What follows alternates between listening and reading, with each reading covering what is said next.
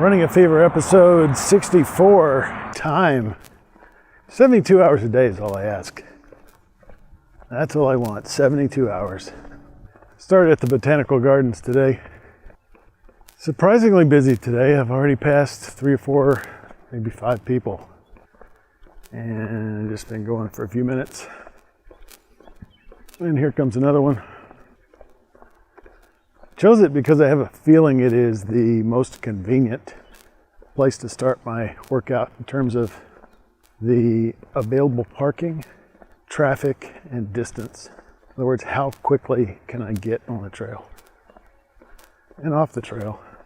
I have so many things I want to do in life. I love my life. I want to make this world a better place, and I've got all kinds of ideas on how to do that and time that I need to put those ideas into action.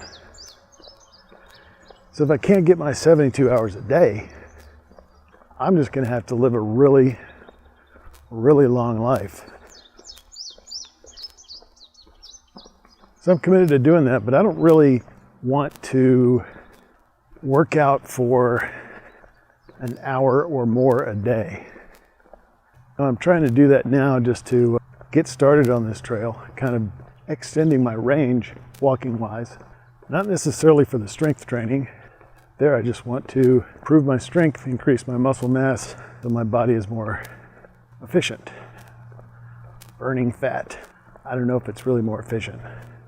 Efficiency would have me burning as few calories as possible, but given the nature of our society and my life and my tendencies, diet-wise, the more calories I burn, the better I am, the better off I am. And I don't think it takes a long time to do that. I really don't. I don't think you need to spend 2 hours in the gym every day. And what's the point? Break down your muscles and leave. Let them rebuild for a couple of days. Did work out all the soreness last week, which was good. Howdy. I was hungry to get on that trail last Monday because I've been sore all weekend from the workout. Today I just have energy to burn because I didn't work out Thursday and Friday, and I'll go ahead and go into the medical report now. Medical department. Thursday I got the results of that strange x-ray that I had where they shot the x-rays up through my neck at an angle. Really strange. The good news is I got a diagnosis. Now, I knew something was wrong, but the fact that it's diagnosed means I know what is wrong. So there was going to be something wrong no matter what, whether I found a diagnosis or not. So there were several words mentioned: degenerative, arthritic, bone spurs, and calcification. Now I'm scheduled to see, I got a call from them today. I'll have to schedule it tomorrow, but the next step is to see, and I think as a neurosurgeon or a orthopedic surgeon or an orthopedist.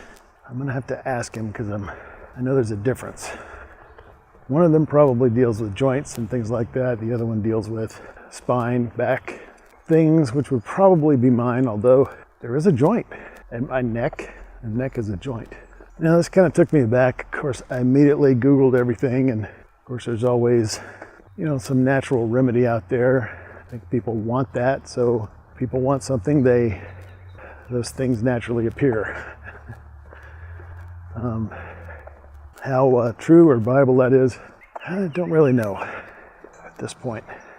In any event, I don't think it's permanent, and I hope to get similar news when I consult with the next physician in line. So one of the things that was mentioned was activity, and of course I didn't start feeling this until February, when I'd been exercising for 3 months and dieting for a month or so. But the disease or the disorder can certainly cause the type of problems I'm having. Those changes in bone structure affect tendons. At least that's what I read.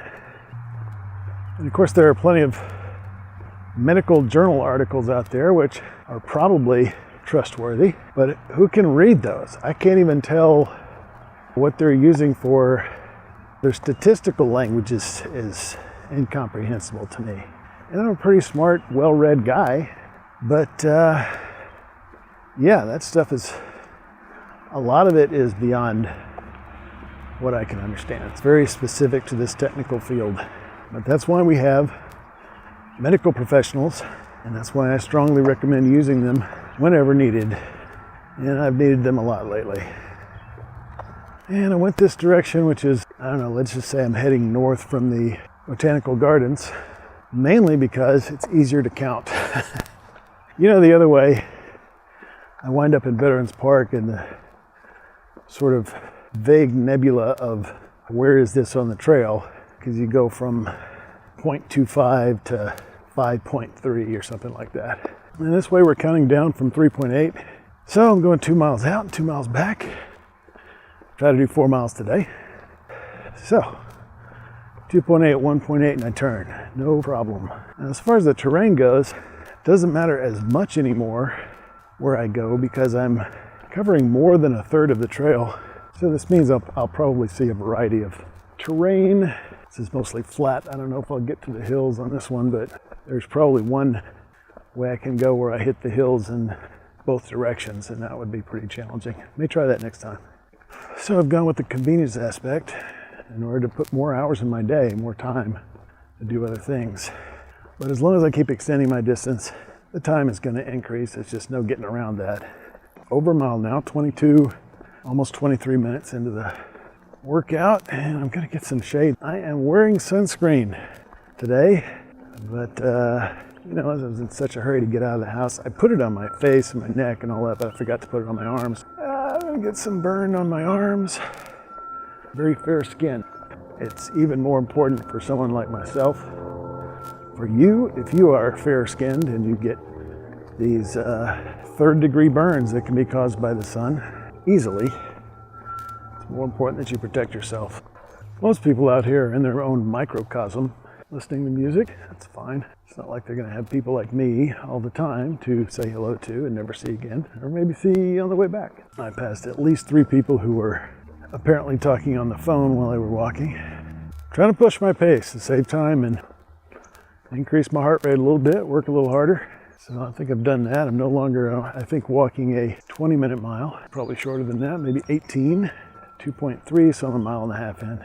So beyond the point of no return, if I make it back to my car, I'm definitely going to have walked more than 3 miles today. And it's probably good that I do this forward and back thing because I force myself to walk the whole distance if I make it that far. I mean, however far I make it back, I make it out, I've got to come back the same amount. Mile and a half in 28 minutes. It is pretty hot out today, 91 in the car when I left home, and I'm feeling it. One of the other disadvantages of coming out early in the afternoon like this, even though it usually is less crowded, it's going to be hotter. The sun is going to be more overbearing and harsh. I snapped a photo today. You're going to get a nice bland picture of the prairie restoration area of the park. So view that and enjoy the peaceful, pastoral goodness right in the center of a hustling, bustling city. Actually, more like a park between 2 cities, but you get the idea. The hustling and bustling never stops between Springdale and Fayetteville, I guarantee you that. If I make it to that 1.8 mile point, and it's going to be within a third of a mile of the old stomping grounds. So I'm almost to the point where I could get, you know, dropped off at botanical gardens or the old stomping grounds and get picked up in the other location. Should I ever get a chauffeur, that may be an option. So I want to get at least a little bit of this hill because the incline is coming up. Last mile marker I saw was 1.94. All right, that was 1.82, and I am entering the steep part of the hill. I think I'm going to go up to this curve in the road and just turn around there. Just probably 1/10 of a mile, I'm just guessing. 2 miles in 38 minutes. It's coming out, and hopefully going back will be good. I think I've got my pace up pretty good. So hydration department, I did drink a 20 ounce on the way out here. It's easier now that I'm no longer recording in the car. But I didn't drink near enough during the day, probably maybe half of what the minimum that I should be getting. But I found out a little bit of information about that sort of nugget of information that I got from a bodybuilding website, in which I learned that bodybuilders will drink 10 liters of water per day.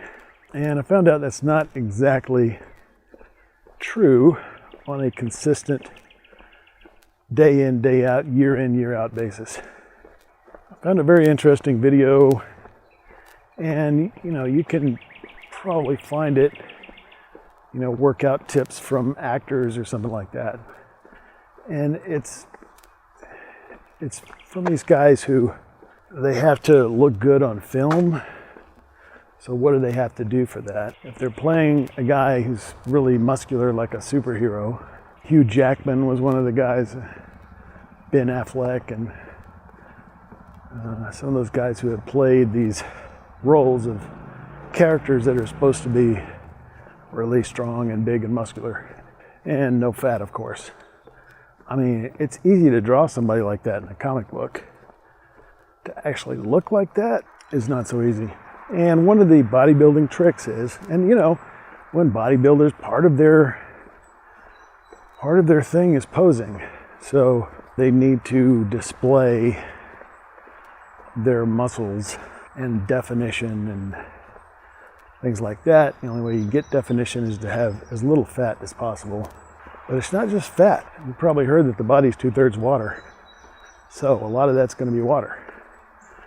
And I actually used this trick at the end of the Biggest Loser contest that I was in at work. It's a little extreme, and I didn't really know specifically how to do it. I don't think I was drinking the 10 liters. What happens is your body gets trained such that it expects that you're going to have that much water coming in, so it doesn't retain any water. And once you have it tricked, and I think one of them said 36 hours before, the scene where they have to have their shirt off or whatever, you just quit drinking water. It just all goes away. But leading up to that, they also are working out for 3 months on a really vigorous schedule, almost full time. So don't think when you see these guys in the movies that they're that way all the time. No, they prepared for that specific scene that you're watching for months. And then they did something so extreme it's dangerous to do it for a long period of time. You couldn't actually go without water for a long period of time. But you can for a day and a half. Or in my case, 2.5 days. And you can lose a lot of weight. I lost 8 pounds in 2 days.